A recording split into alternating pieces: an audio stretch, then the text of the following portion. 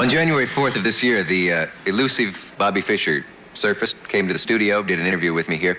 I had met him once before, and he had mentioned that he was perfectly confident that he would beat Petrosian so that he could eventually meet and beat Boris Spassky for the World Championship. And he made good on the first part of that promise. As you know, right now in Reykjavik, he's attempting to make good on the second part.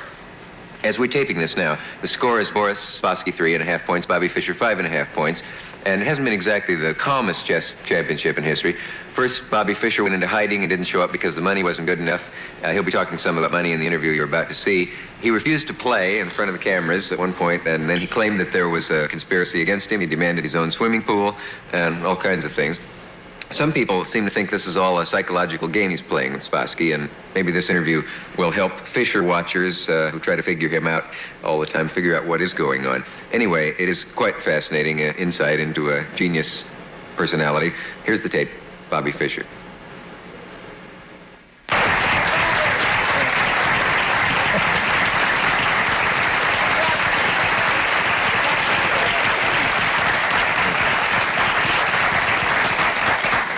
Have you brought a fan club with you?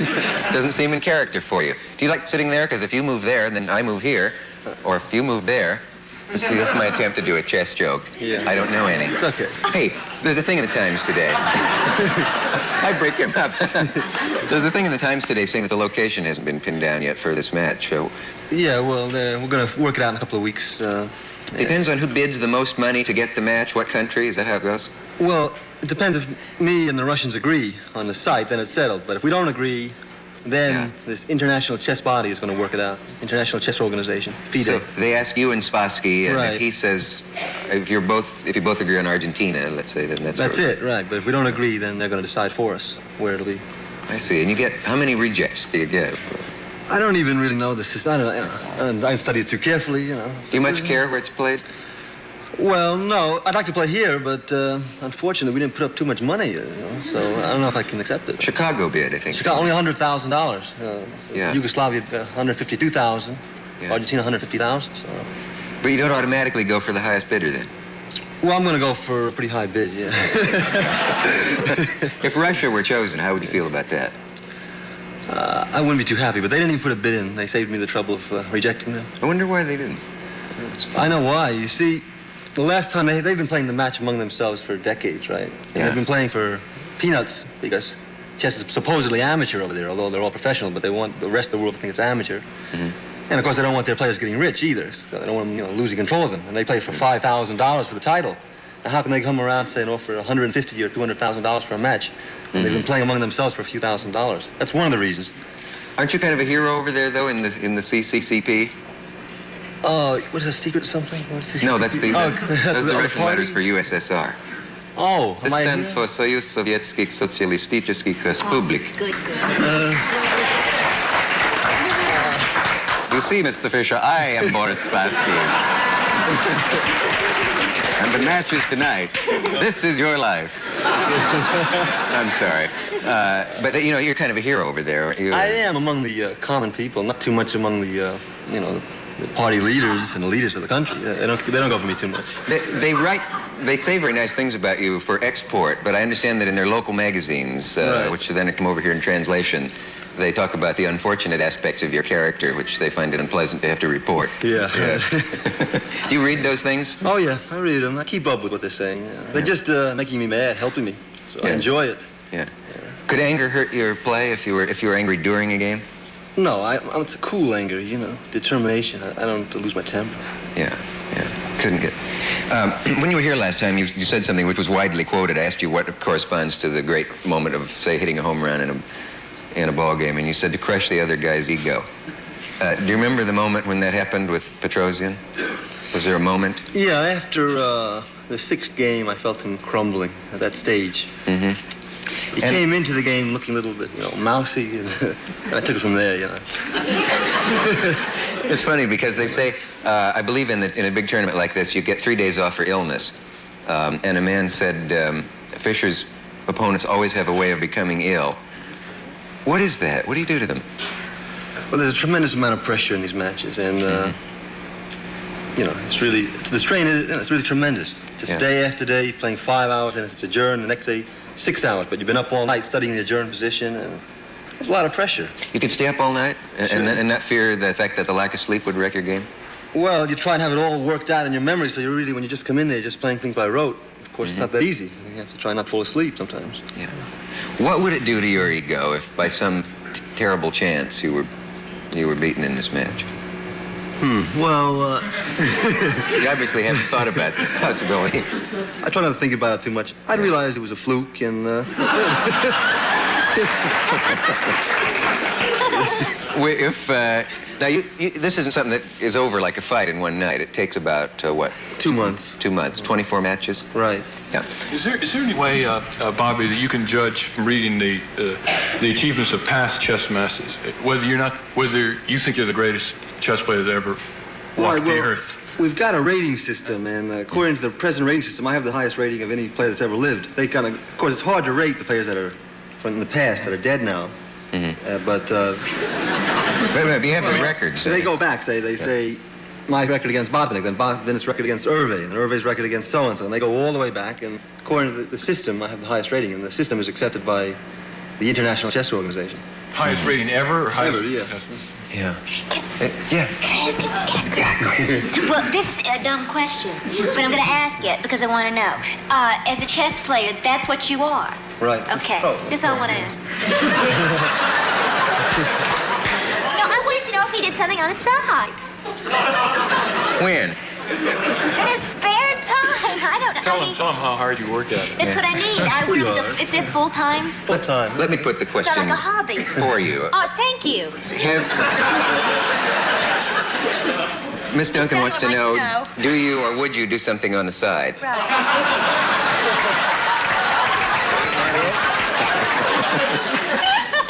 Sorry, I've ruined the question. I'd like you to show us something involving an actual chessboard when we come back. We'll be back after this message.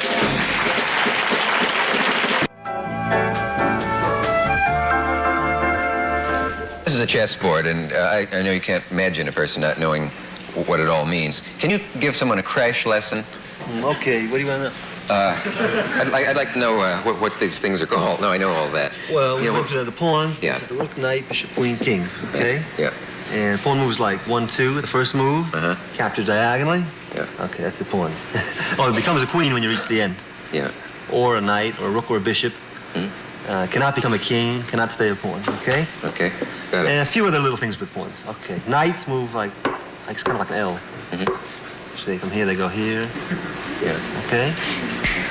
Yeah. Bishops, they move diagonally, like Yeah. so. You Can't handled jump them. over things, You right? handled them beautifully. Thank you. Now, kings move one square in any direction. But generally, you keep the king way back until the end game, because if you lose the king, you lose the game. Yeah. That's where it's at. That's what it's about. Now, let's see. The queen is the most powerful piece. It moves like a bishop. Well, first let me come to the rook. The rook moves like this. Straight. Always straight, can't jump. And the Okay, queen moves like a bishop. Yeah. Like so. And like a rook. It's a very powerful piece. It has tremendous scope. Yeah.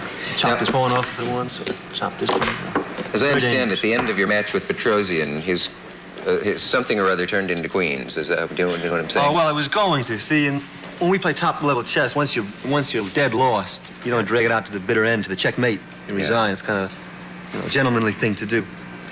Could he beat you in this sense that if you tie, he retains the title, doesn't he? The next match with Spassky, right. Yeah. So if he elects to turn it into a draw all down the line, then does he retain the title? Right, yeah, I have to beat him. Would a world champion do that? Sure he would. He would. Yeah. But I'm not going to let him, actually. Oh, good. For the people now, it's silly to waste your time giving me an elementary lesson in chess. Could you show for the people who really know the game what the last moments of the Petrosian match were and what they meant, or can you remember them? Yeah, well, that was very simplified. Let's see. This thing is up here. I got to take all this stuff away. I don't know what to do with it either. Everything's gone. This is That's supposed to be- gone. There.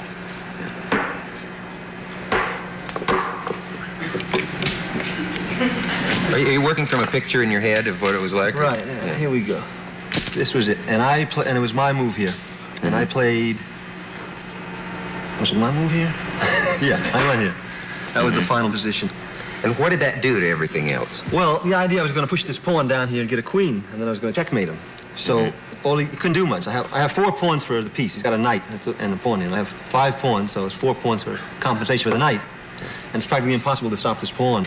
For example, he could go here, hitting this pawn, all right? Can you see a way that he could have won this? Oh, no. Here's where he gave up. Sure. So it was a couple moves before this that he still had a possibility of winning, was it? Or how many moves ahead of this? Well, he was dead lost for half a dozen moves before this.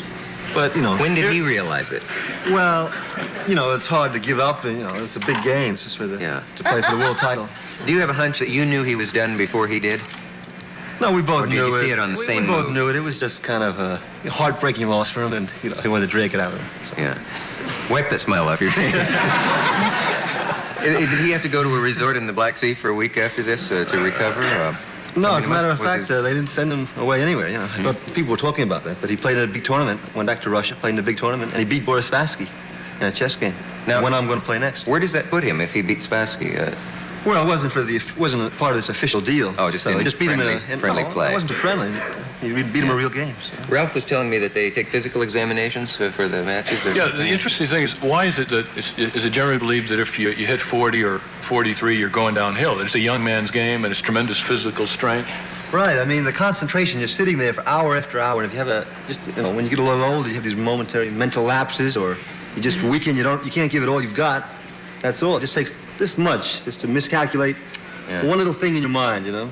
And What's the peak period? For example, when do you think you'll reach your peak in terms of age? well, I'm different. I mean, I intend to keep playing for a long time. But What's your age right now? 28. 28, yeah. I intend to be real good for another 30 years, but generally speaking, they go down about 40. Ordinary people. Yeah. Okay. What were you- Question number. What were you going to say? I'm gonna say. It says here, are all chess masters egomaniacs? Oh, yeah. I wanted to ask you that. Right. That's cute. I was saving that.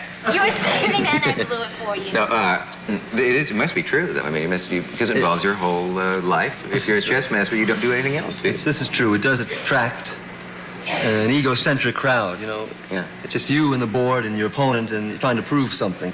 Yeah.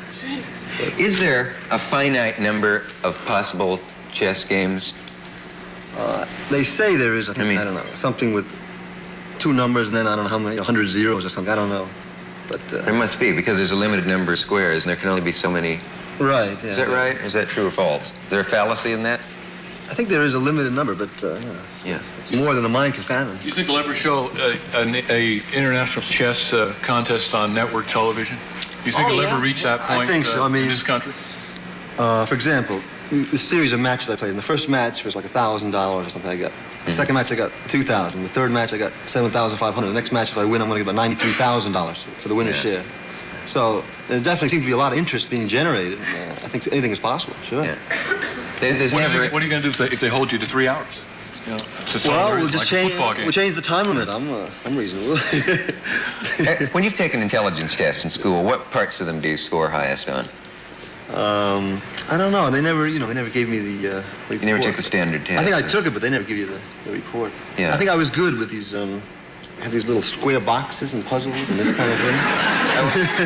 Is that what they call spatial Spatial relations, Those yeah. things where they say how many sides are not showing on this And thing. then they were that's giving like- me. I remember this when I was a little kid. They were giving me numbers and tell me to tell them backwards, and they were made shooting them off backwards fast. You know. That Are you kind good at anagrams for any reason? You know, I mean, if I say plates to you, can you immediately reform those letters into 5 other words? Oh no, I can't. I saw some basketball player on TV doing that a few months ago. Oh, was it? Probably me. You probably... No, I have that weird thing.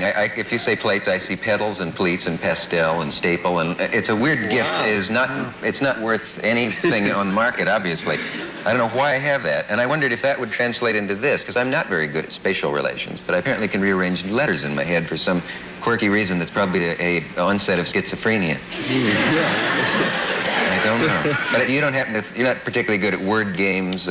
Not particularly. I mean, I'm really specialized. I don't really care too much about these things. Yeah. Sorry, I talked about it. We have a message from our local station. We'll be back.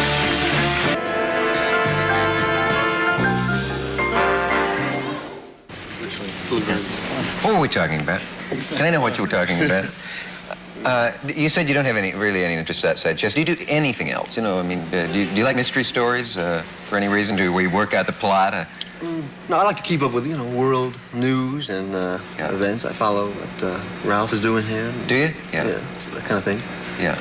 But you don't have any other sport. I know you ride horseback because I saw that picture of you on a gaucho pony. Well, I had to do it. You have to make compromises for, to get this publicity. So I did that. I did a few things, They dared you to ride a pony.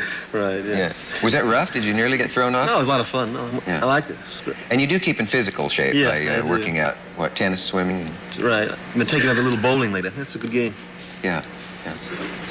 If you were forced to not play for 2 weeks, would something happen in you? Is there any chance it might be good for you to force yourself to not think about chess for 2 weeks to see if something would? Well, I really haven't even been looking at chess for a few days, but I think my subconscious mind works on it all the time. So, because it seems even when I'm not playing or studying or doing anything, I sit down on the board. I got a lot of new ideas. Things are coming to me all the time. So you don't really know where they came from? They just come, yeah. Yeah. Do you dream chess moves? No, you ever had a dream in which you were playing chess? Never, no. Yeah. I dream about the detective mysteries. Strange, I don't know. You do? You dream dreams of plots? Yeah, and I don't even read those books. I wonder about it. So they're coming from somewhere, too. Yeah. That's weird. Is it hard to find a girl who can discuss Capablanca and how he handled the Sicilian defense against Alekhine, or is that, or did I pronounce any of those names right? Yeah, this is a problem. This is a big...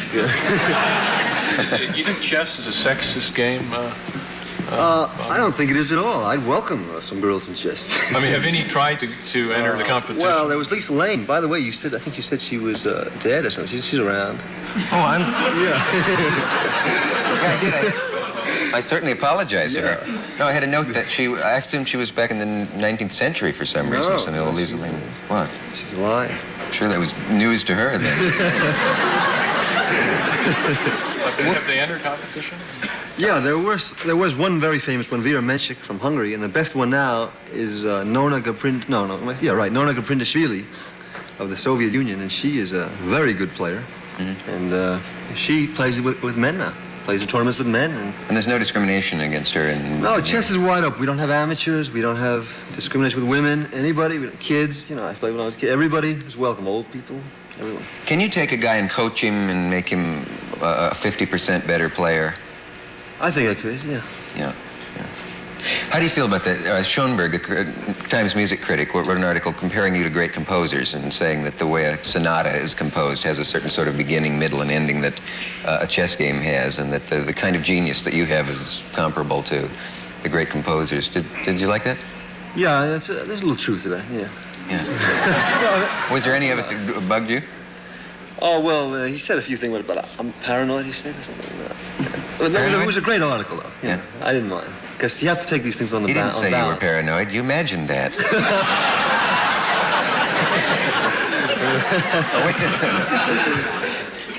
Where do you live, generally? In hotels, yeah. So if a guy wants to write to you with his chess problem, he has to find you wherever you are. Well, I have a mail drop sort of thing. Do you? Yeah. Do people write you their problems and say, can you work this out, or do they devise things and send you puzzles? A few. It's basically they just want a few autographs or something like that. My picture. I get a lot of letters.